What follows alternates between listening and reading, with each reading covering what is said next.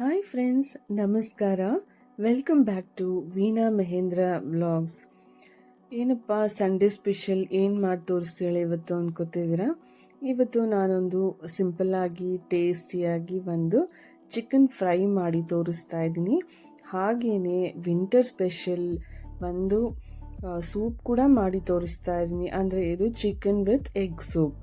So ಬನ್ನಿ, ತಡ ಮಾಡೋದೇಕೆ, ಖಾರವಾಗಿ ಬಿಸಿ ಬಿಸಿಯಾಗಿರೋ ಒಂದು ಚಿಕನ್ ಫ್ರೈ ಹಾಗೇನೆ ಚಿಕನ್ ಸೂಪು ಎರಡು ಕೂಡ ತುಂಬಾ ಸಿಂಪಲ್ಲು, ಯಾರು ಕೂಡ ಮಾಡ್ಬೋದು. ಅಂದರೆ ಬ್ಯಾಚುಲರ್ಸು ಕೂಡ ತುಂಬಾ ಈಸಿ ಆಗುತ್ತೆ. ಬನ್ನಿ ಹಾಗಾದರೆ ನೋಡ್ಕೊಂಬರೋಣ ಹೇಗೆ ಮಾಡೋದು ಈ ಎರಡು ರೆಸಿಪಿ ಅಂತ.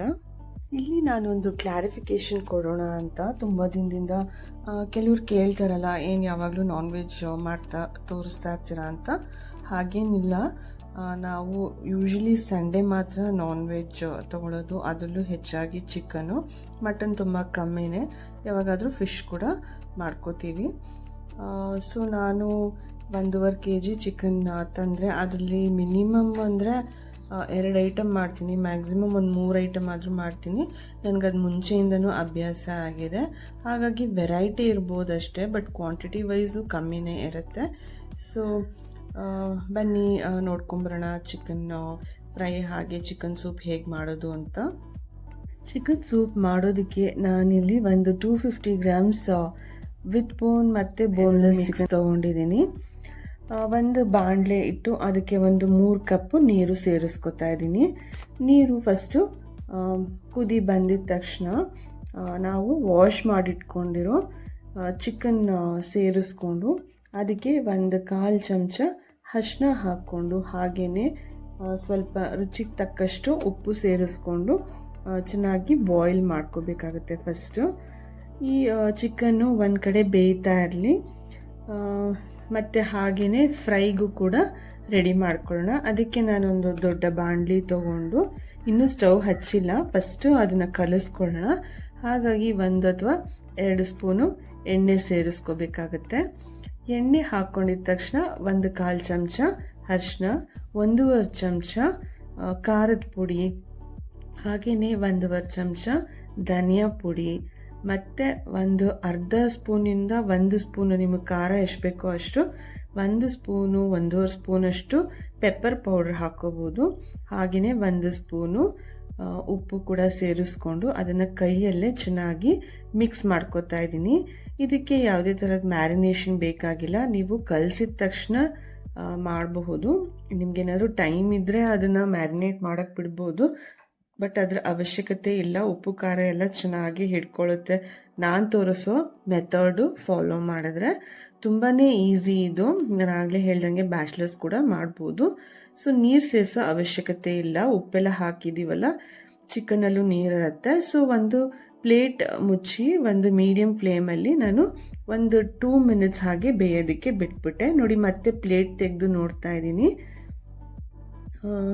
ಫ್ರೈ ಆಗಿದೆ ಸ್ವಲ್ಪ. ಮತ್ತೆ ಅದನ್ನು ಮಿಕ್ಸ್ ಮಾಡಿ ಇನ್ನೊಂದು ಸತಿ ಪ್ಲೇಟ್ ಮುಚ್ಚಿಟ್ಟು ಬೇಯೋದಕ್ಕೆ ಮತ್ತೆ ಬಿಡ್ತಾ ಇದ್ದೀನಿ.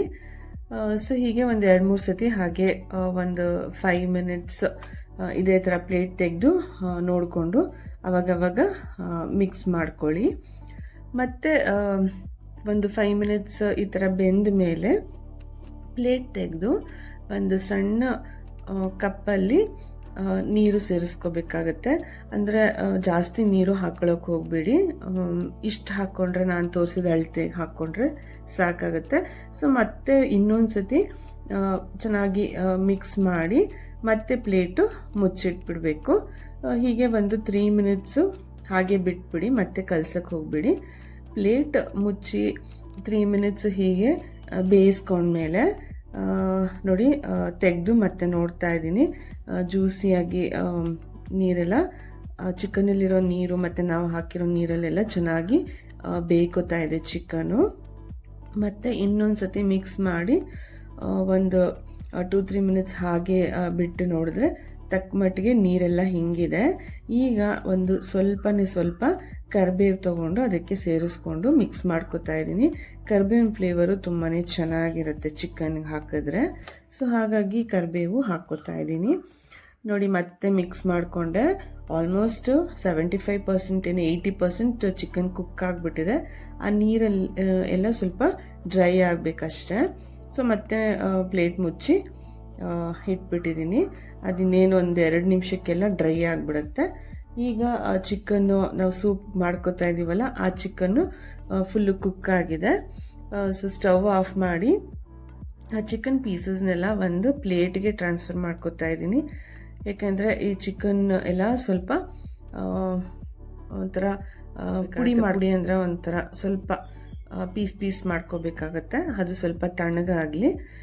ಸೊ ಪೀಸ್ ಎಲ್ಲ ಮಾಡಿಕೊಂಡು ರೆಡಿ ಇಟ್ಕೋತಾ ಇದ್ದೀನಿ ಸೂಪ್ಗೆ. ಮತ್ತೆ ನೋಡಿ ಇಲ್ಲಿ ಚಿಕನ್ ಫ್ರೈ ಫುಲ್ಲು ರೆಡಿನೇ ಆಗೋಯ್ತು. ಎಷ್ಟು ಡ್ರೈ ಆಗಿದೆ ನೋಡಿ, ತುಂಬಾ ಟೇಸ್ಟ್ ಇರುತ್ತೆ. ನೀವು ಅನ್ಕೋಬೋದು ಏನು ಇಷ್ಟೇ ಅಲ್ವಾ ಮಸಾಲೆ ಸಾಮಾನು ಹಾಕಿದ್ದು ಟೇಸ್ಟ್ ಇರುತ್ತಾ ಅಂತ. ಒಂದ್ಸತಿ ಮಾಡಿಕೊಂಡು ತಿನ್ನಿ, ನೀವೇ ಹೇಳ್ತೀರಾ ತುಂಬ ಚೆನ್ನಾಗಿತ್ತು ಅಂತ. ಸೊ ಅಲ್ಲಿ ಚಿಕನ್ ಫ್ರೈ ಫುಲ್ಲು ರೆಡಿ ಆಗೋಯ್ತು. ಇವಾಗ ಚಿಕನ್ ಬೇಯಿಸಿದ ನೀರಿತ್ತಲ್ಲ, ಅದಕ್ಕೆ ನಾನು 1 ಸ್ಪೂನು ಪೆಪ್ಪರ್ ಪೌಡ್ರು, ಹಾಗೆಯೇ ಬಿಡಿಸಿಟ್ಕೊಂಡಿದ್ವಲ್ಲ ಚಿಕನ್ನು, ಅದನ್ನು ಕೂಡ ಸೇರಿಸ್ಕೊಂಡು ಸ್ವಲ್ಪ ಉಪ್ಪು ಸೇರಿಸ್ಕೊಂಡೆ. ಹಾಗೆಯೇ 1 ಸ್ಪೂನು ವಿನಿಗರು, ಮತ್ತು ಇಲ್ಲಿ ನಾನು ಇವಾಗ ಹಾಕ್ತಿರೋದು ಎಗ್ ವೈಟು. ಎಗ್ ಎಲ್ಲೋ ಹಾಕ್ಕೋಬಾರ್ದು, ಎಗ್ ವೈಟ್ ಮಾತ್ರ ಒಂದ್ರದ್ದು ಯೂಸ್ ಮಾಡ್ಕೋಬೇಕು. ನೋಡಿ ಹಾಕಿದ ತಕ್ಷಣ ಈ ಥರ ಒಂದ್ಸತಿ ಎಲ್ಲ ಮಿಕ್ಸ್ ಮಾಡ್ಕೋಬೇಕು ಸೌಟಲ್ಲಿ. ಚಿಕನ್ ಈಗಾಗಲೇ ಬೆಂದಿದೆ, ಮತ್ತು ಮೊಟ್ಟೆ ತುಂಬ ಬೇಯೋ ನೆಸೆಸಿಟಿ ಇಲ್ಲ. 1 ಎಗ್ ವೈಟ್ ಅಷ್ಟೇ ಹಾಕಿರೋದು. ಹೀಗೆ 2 ಮಿನಿಟ್ಸ್ ಕಲಿಸಿದ್ರೆ ಸಾಕು. ಹಾಗೆಯೇ 1 ಸ್ಪೂನು ನಾನಿಲ್ಲಿ ಸೋಯಾ ಸಾಸ್ ತೊಗೊಂಡಿದ್ದೀನಿ. ನಿಮ್ಗೇನಾದರೂ ವಿನಿಗರ್ ಅಥವಾ ಸೋಯಾ ಸಾಸ್ ಬೇಡ ಅನಿಸಿದ್ರೆ ಸ್ಕಿಪ್ ಮಾಡ್ಕೋಬೋದು. ಪೆಪ್ಪರ್ ಪೌಡ್ರ್ ಮತ್ತು ಸಾಲ್ಟಲ್ಲೇ ಫ್ಲೇವರ್ ಇರುತ್ತೆ ತಕ್ಕಮಟ್ಟಿಗೆ. ಬಟ್ ರೆಸ್ಟೋರೆಂಟ್ ಸ್ಟೈಲಲ್ಲಿ ಒಂಥರ ಟೇಸ್ಟಿಯಾಗಿ ನಾವೇನು ಯಾವಾಗಲೂ ಈ ಥರ ಮಾಡ್ಕೊಳ್ಳಲ್ವಲ್ಲ, ಅಪರೂಪಕ್ಕೆ ಒಂದ್ಸತಿ ಮಾಡ್ಕೊಳ್ಳೋದ್ರಿಂದ ಆ ರೆಸ್ಟೋರೆಂಟ್ ಫ್ಲೇವರ್ ಬೇಕು ಅಂದಾಗ ನೀವು ವಿನಿಗರ್ ಪ್ಲಸ್ ಇದು ಸೋಯಾ ಸಾಸ್ ಯೂಸ್ ಮಾಡ್ಕೋಬೋದು. ತುಂಬಾ ಚೆನ್ನಾಗಿರುತ್ತೆ. ನೋಡಿ ಬೌಲ್ಸ್ ತೊಗೊಂಡು ಸರ್ವ್ ಮಾಡ್ತಾಯಿದ್ದೀನಿ. ನಿಜವಾಗ್ಲೂ ತುಂಬಾ ಚೆನ್ನಾಗಿ ಬಂದಿತ್ತು. ನಾನು ಸುಮಾರು ಬಫೆಗಳಲ್ಲೆಲ್ಲ, ನಾನ್ ವೆಜ್ ಬಫೆಲೆಲ್ಲ ಊಟ ಮಾಡಿದ್ದೀನಿ. ಅದೇ ಫ್ಲೇವರು ಹೇಳಬೇಕು ಅಂದರೆ ಅದಕ್ಕಿಂತ ಚೆನ್ನಾಗೇ ಬಂದಿತ್ತು. ಕಾರ್ನ್ಫ್ಲೋರ್ ಕೂಡ ಹಾಕ್ಕೊಂಡಿದ್ದೀನಿ 1 ಸ್ಪೂನು ಕಲಸಿ ನೀರಲ್ಲಿ 1 ಸ್ಪೂನ್ ಕಾರ್ನ್ಫ್ಲೋರ್ ಮಿಕ್ಸ್ ಮಾಡಿ ಕೂಡ ಕಲಿಸ್ಕೊಂಡಿದ್ದೀನಿ. ಅದು ಹೇಳೋದು ಮಿಸ್ ಆಗಿದೆ ಅನಿಸುತ್ತೆ. ಸೊ ಮಧ್ಯದಲ್ಲಿ ನಾನು ತೋರಿಸಿದ ರೀತಿಲೇ ಎಲ್ಲ ಸ್ಟೆಪ್ಸು ಫಾಲೋ ಮಾಡ್ಕೊಳ್ಳಿ. ಸೊ 2 ಚಿಕನ್ ಐಟಮ್ಸ್ ಕೂಡ ರೆಡಿ ಆಯಿತು. ಈ ವಿಂಟರ್ ಸೀಸನ್ಗೆ ಇವೆರಡು ಕೂಡ ಟ್ರೈ ಮಾಡಿ. ತುಂಬಾ ಟೇಸ್ಟಿಯಾಗಿ, ಖಾರವಾಗಿ, ಬಿಸಿ ಬಿಸಿ ತಿನ್ನೋದಕ್ಕಂತೂ ತುಂಬಾ ಚೆನ್ನಾಗಿರುತ್ತೆ. ನೋಡಿ ನಾನು ಇಲ್ಲಿ ಸಿಂಪಲ್ ಆಗಿರುವಂಥ, ಈಸಿ ಆಗಿರುವಂಥ ಒಂದು ಫ್ಲೇವರ್ಫುಲ್ಲು ಚಿಕನ್ ಫ್ರೈ ರೆಡಿ ಮಾಡಿದ್ದೀನಿ. ನೋಡಿ ಎಷ್ಟು ಟೆಂಡರ್ ಆಗಿದೆ ಚಿಕನು. ಯಾವಾಗಲೂ ಮ್ಯಾರಿನೇಟ್ ಮಾಡಿದ್ರೆ ಮಾತ್ರ ಈ ಥರ ಬರುತ್ತೆ ಅಂತ ಏನಿಲ್ಲ. ನೋಡಿ ನಾವು ವಿದೌಟ್ ಮ್ಯಾರಿನೇಷನ್ನು ನಾನು ಪೀಸ್ ಮಾಡಿ ತೋರಿಸ್ತಾ ಇದ್ದೀನಿ. ಬೇಕಿದ್ರೆ ನೋಡಿ ಎಷ್ಟು ಚೆನ್ನಾಗಿ ಬೆಂದಿದೆ, ಜ್ಯೂಸಿಯಾಗೂ ಇತ್ತು. ತುಂಬಾ ಚೆನ್ನಾಗಿರುತ್ತೆ. ಇದು ನಾನು ನಮ್ಮನೇಲಂತೂ ಇದು ಯಾವಾಗಲೂ ಆಲ್ಮೋಸ್ಟ್ ಎವ್ರಿ ವೀಕ್ ಮಾಡ್ತೀವಿ ಅಂತಲೇ ಹೇಳ್ಬೋದು. ನೀವು ಕೂಡ ಟ್ರೈ ಮಾಡಿ, ಕಮೆಂಟ್ಸಲ್ಲಿ ತಿಳಿಸಿ ಹೇಗೆ ಬಂದಿತ್ತು ಅಂತ. Thanks for watching.